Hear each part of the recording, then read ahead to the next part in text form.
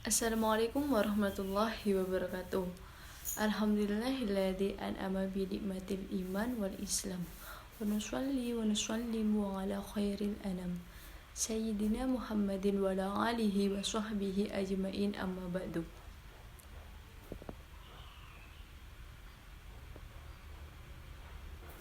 Teman-teman yang saya cintai, hamba Allah yang insya Allah dimuliakan oleh Allah Subhanahu wa Ta'ala. Marilah kita mengucapkan syukur atas kehadirat Allah Subhanahu wa Ta'ala. Karena berkat dan rahmatnya lah kita bisa berkumpul di tempat ini yang insya Allah juga dimuliakan oleh Allah Subhanahu wa Ta'ala.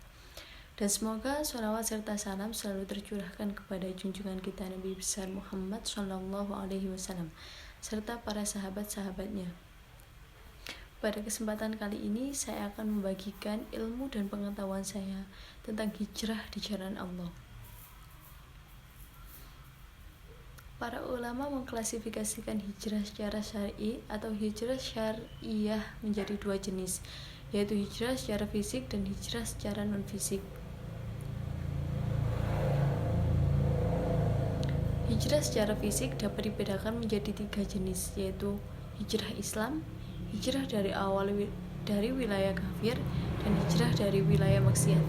Adapun hijrah syar'i atau hijrah secara non-fisik adalah hijrah yang disebutkan di dalam Al-Quran dan Sunnah dengan istilah hijrah kepada Allah Subhanahu wa Ta'ala dan Rasul-Nya.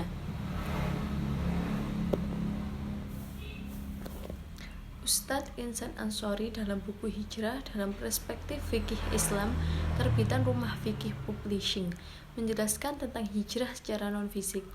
Menurut Al-Quran dan hadis, ia menjelaskan maksud dari hijrah kepada Allah adalah menjadikan Allah sebagai satu-satunya zat untuk mengabdi, mencintai Allah lebih dari siapapun, dan senantiasa mengikhlaskan ibadah semata untuknya, kata Ustadz Isnan dalam bukunya. Sedangkan maksud dari hijrah kepada Rasulullah adalah menjadikan tindak tanduk ucapan dan perbuatannya secara batin maupun zahir senantiasa selalu berada di dalam risalah dan ajaran Rasulullah Nabi Muhammad Sallallahu Alaihi Wasallam. Hijrah inilah yang dimaksud dalam ayat Al-Quran dan hadis. Barang siapa berhijrah di jalan Allah, niscaya mereka mendapati di muka bumi ini tempat hijrah yang luas dan rezeki yang banyak.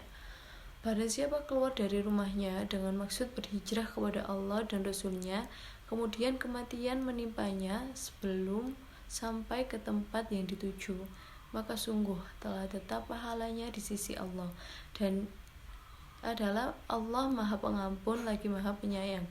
Quran Surat An-Nisa ayat 100.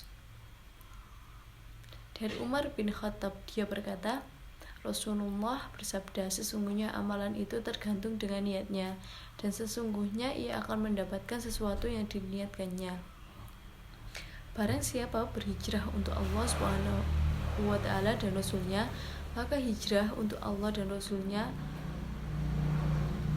hijrahnya untuk memperoleh dunia atau seseorang wanita yang akan dinikahinya, maka hijrahnya sesuai dengan apa yang diniatkannya. Hadis riwayat Bukhari dan Muslim. Taubat secara batin, meskipun tidak sampai meninggalkan wilayah tempat tinggalnya, asalkan berkomitmen meninggalkan apa yang dilarang oleh Allah Subhanahu wa Ta'ala, maka termasuk hijrah non fisik yang dimaksud dalam Al-Quran dan hadis.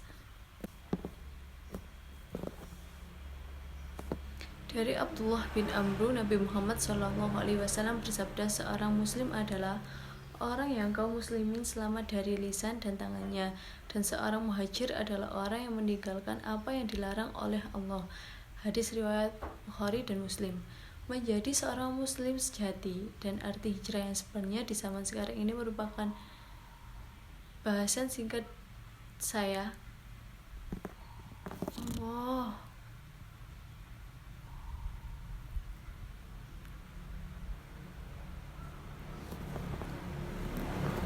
Sebagai orang Islam haruslah berupaya sesungguhnya untuk menjadi muslim sempurna, karena dengan muslim yang baik maka hablum minallah wa hablum minannas benar-benar bisa terjalin dengan sebenarnya, yakni yang sesuai dengan syariat Islam dengan upaya yang sangat baik, yaitu maka kita akan meraih menjadi orang yang sempurna Islamnya.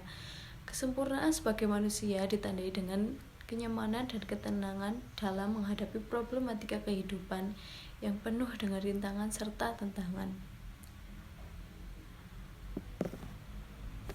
Seseorang dikatakan Islamnya sempurna apabila dalam hidup ini senantiasa menyelamatkan orang sesama muslim lainnya, baik dari gangguan lidahnya maupun tangannya.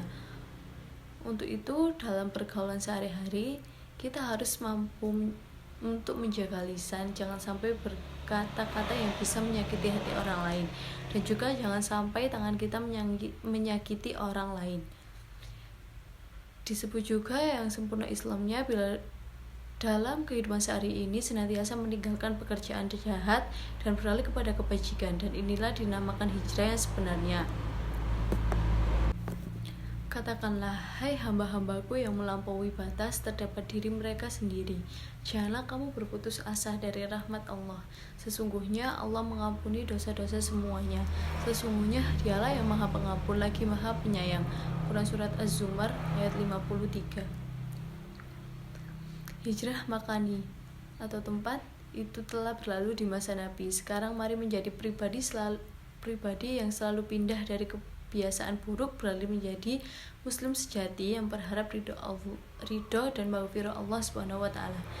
Hijrah perbuatan inilah yang dapat kita lakukan di zaman sekarang ini. Pertolongan Allah itu ada dan Dia hanya akan menolong kepada hambanya yang senantiasa merubah dirinya.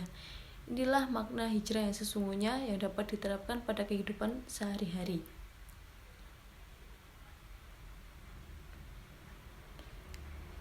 Kiranya cukup sampai di sini. Mudah-mudahan membawa manfaat kepada kita semua. Wassalamualaikum warahmatullahi wabarakatuh.